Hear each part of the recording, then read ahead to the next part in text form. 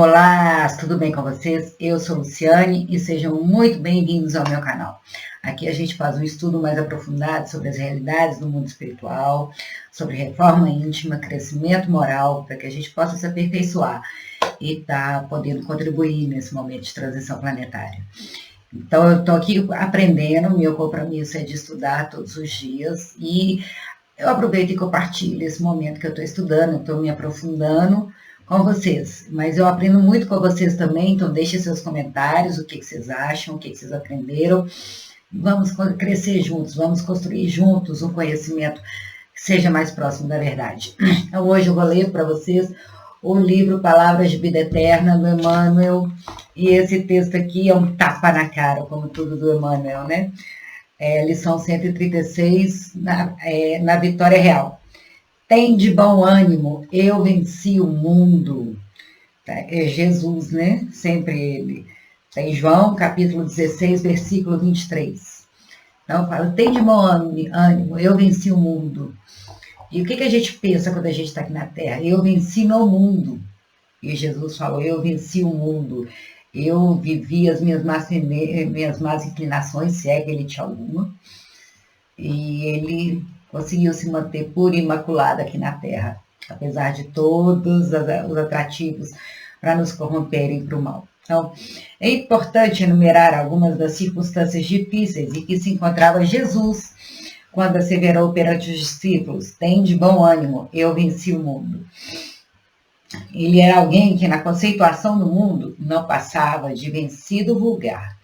Era uma pessoa que não tinha onde dormir. Ele falava, o filho do homem não tem onde deitar, não tem onde encostar a cabeça. Ele não tinha um travesseiro que era dele. No mundo onde as pessoas valorizam o dinheiro, o poder, status, aquilo ali no meio do Império Romano, eles o Todo-Poderoso, os judeus subjugados, os próprios judeus, eles se separavam. Tinha lá os fariseus, os saduceus, eles eram extremamente preconceituosos.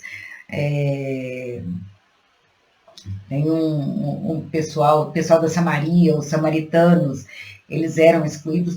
Eles excluíam, eles eram preconceituosos em nome da religião. Quantos religiosos hoje não têm preconceito, falam, não, cristão é só quem segue a Bíblia, ou então vai lá e desfaz os nossos irmãos do candomblé, ou de outras religiões, porque eles se acham superiores. É a mesma coisa dos samaritanos. Quando eu vejo alguém falando que cristão é só quem segue a Bíblia, eu vejo o mesmo preconceito que os judeus da época tinham contra os samaritanos. E imediatamente eu me lembro da parábola do bom samaritano, do que Jesus falou. E Jesus, aos olhos daquelas pessoas lá, ele era um perdedor. Ele não tinha nada, ele era uma pessoa, era um andarilho. Ele era um profeta, mas ele não se vestia como profeta, ele vestia com roupa simples. E, no entanto, olha como ele foi amado, né? Então, ele era alguém que, na conceituação do mundo, não passava de vencido vulgar. Sabia-se no momento de entrar em amarga solidão. Confessava que fora incompreendido pelos homens ao qual se propusera servir. Ele veio aqui para servir as pessoas, para ajudar as pessoas, mas ele foi muito incompreendido. As pessoas não o trataram como ele merecia ser tratado. Foi muito perseguido, Vou continuar lendo. Não ignorava que os adversários lhe haviam assaltado a comunidade de informação através de um amigo invigilante. Entrou dentro da comunidade dele, assediou Judas e um próprio amigo dele, um discípulo dele que estava sempre com ele, o traiu. E ele sabia que Judas iria traí-lo. Igual ele sabia também que Pedro iria negá-lo 3 vezes. Então, assim, para nós, a pessoa pega e vive a vida pelo outro, e mesmo assim ele vai ser traído pelos seus, ele vai ser negado, nem as pessoas mais próximas iriam lhe corresponder tudo o que ele fez pelas pessoas.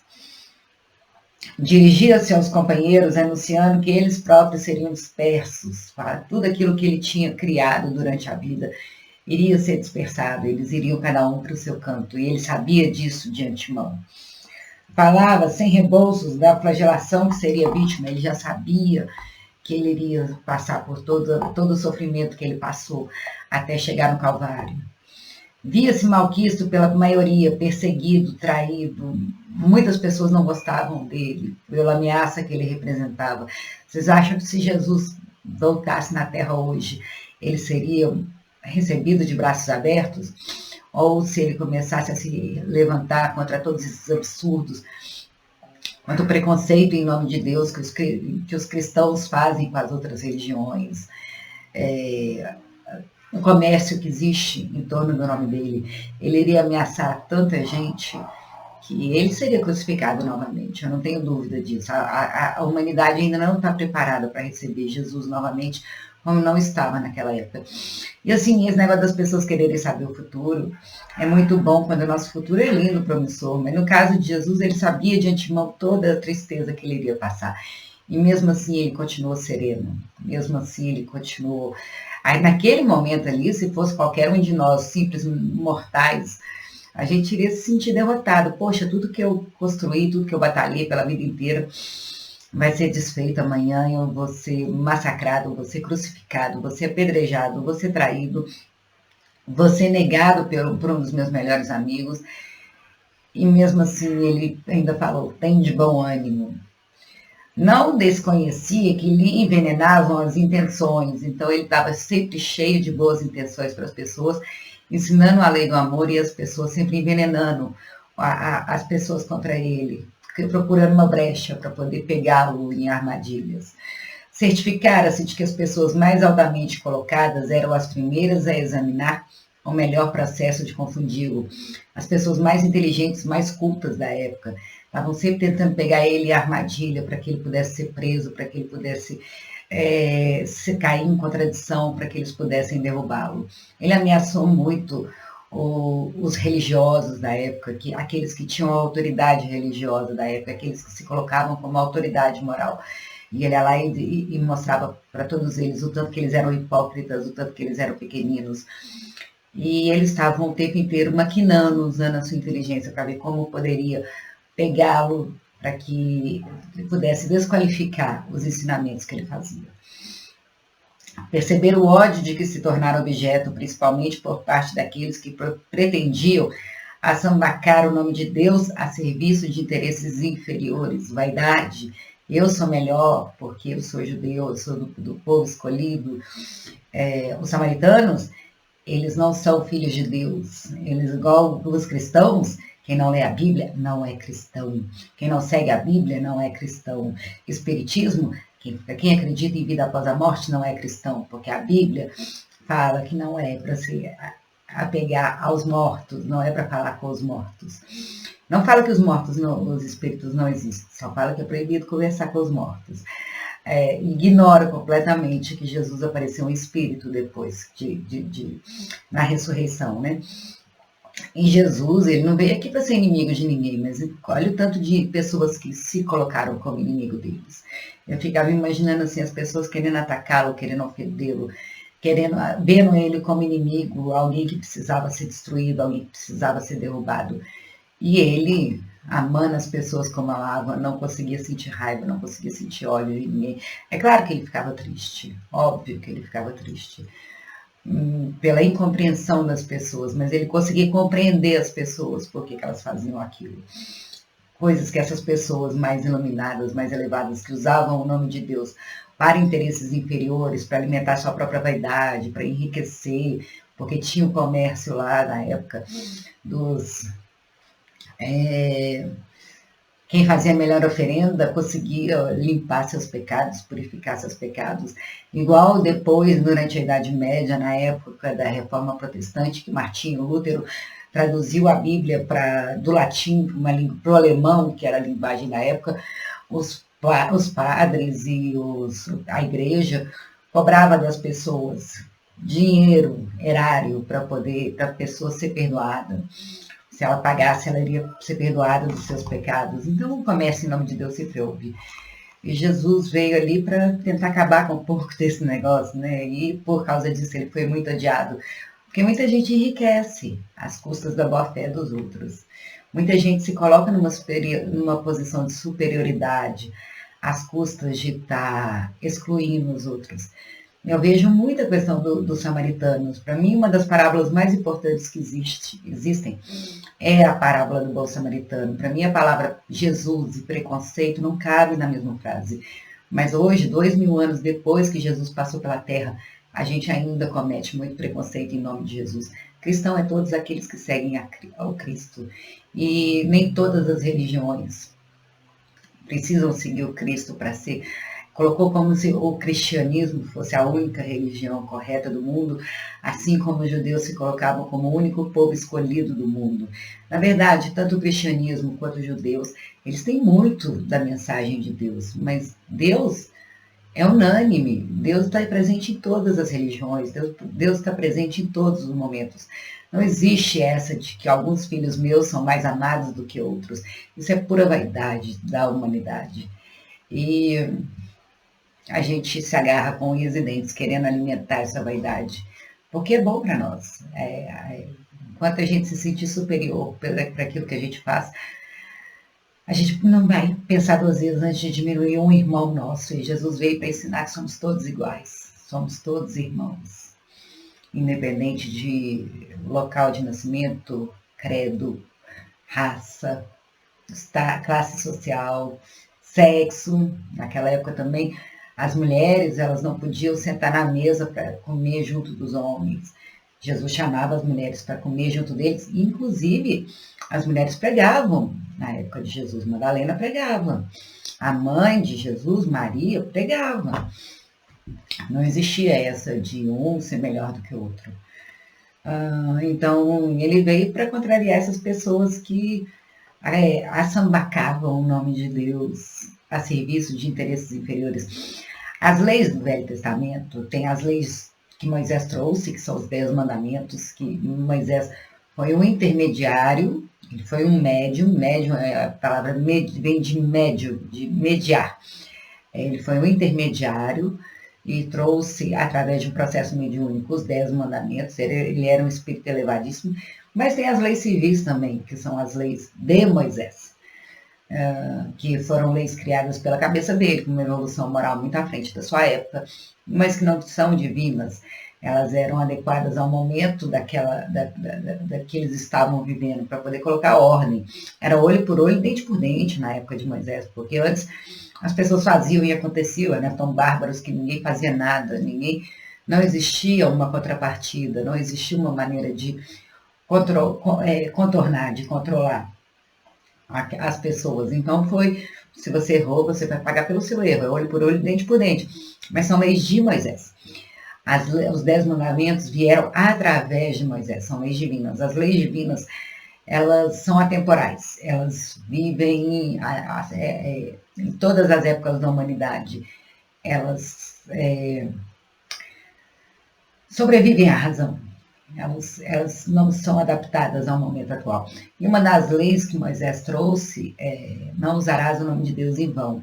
E era isso que muitos estavam fazendo naquela época, e é o que muitos ainda continuam fazendo até hoje. Quantas pessoas não sabem perdoar, não tem aquela vontade da vingança, que a pessoa pague pelo mal que ela se sentiu. Às vezes a pessoa não aceita ser contrariada, não aceita ouvir um não. Aí o outro vai lá e fala um não, aí a pessoa fica com vontade de se vingar e fala: Deus vai fazer você pagar tudo que você fez. Está usando o nome de Deus em vão. Deus não é vingativo. Deus é amor, Deus é bondade, é misericórdia, é compaixão. A pessoa está arrogando praga usando o nome de Deus. Então, reconhecia-se a poucos passos da morte. E aqui se inclinaria, condenado sem culpa. Inocente foi condenado. E ele sabia disso: eu não fiz nada de errado, mesmo assim eu vou ser condenado, apedrejado, renegado pelas pessoas, crucificado, vou sofrer horrores. Ele estava naquele momento assim de extrema derrota, aos olhos do mundo. Entretanto, ele dizia: tem de bom ânimo, eu venci o mundo. Jesus, meu Deus do céu, a gente tem que evoluir muito para chegar perto dele. Quando te encontres em crise, lembra-te do Mestre. Subjugado seria o conquistador inesquecível. 2000 anos se passaram e a gente ainda fala sobre ele, com espanto, com assombro. Batido passaria a condição de Senhor da vitória. Crucificado, ele voltou dos mortos em espírito e trouxe toda a sua grandeza, todo o seu esplendor, toda a sua pureza. E batido e derrotado, ele veio a ser imortalizado, porque nosso espírito é imortal.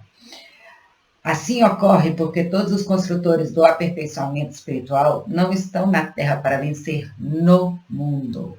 A gente se vê aqui, eu tenho que vencer no mundo, eu tenho que ter fama, eu tenho que ter dinheiro, eu tenho que ter status, eu tenho que ter beleza, eu tenho que ser admirado por todo mundo, as pessoas têm que me aplaudir. Jesus foi crucificado, apedrejado, as pessoas escolheram Barrabás.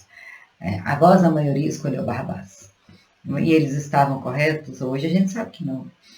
Mesmo assim, ele falou, eu venci o mundo. A gente quer vencer no mundo, a gente quer ter uma vida fácil, a gente quer ter uma vida só de vitória, só de conquista.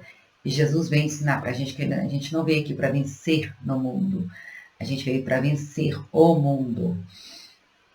Mas, notadamente, para vencer o mundo em si mesmo.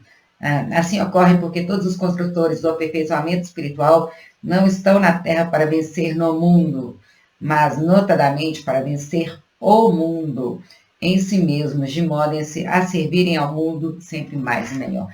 Então, a ideia aqui para a gente é vencer o mundo, para que a gente possa servir as pessoas, sem esperar nada em troca, sem fazer porque a gente vai ter alguma contrapartida, algum reconhecimento, algum benefício no mundo, mas porque nós estamos aqui para vencer as nossas más inclinações, vencer e colocar o nosso amor a serviço do próximo.